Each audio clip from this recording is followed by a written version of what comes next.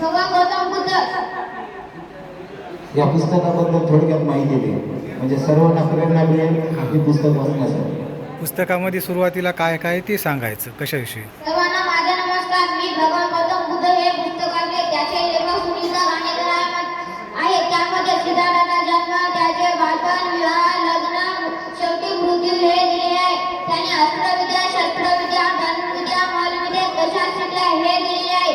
त्यातील मी तुम्हाला एक छोटासा प्रसंग सांगणार आहे, ते तुम्ही शांतपणे ऐकावा। एके दिवशी गौतमाला रानातून फिरून यावेसे वाटले। गौतमने छन्नाला रथ काढायला लागला।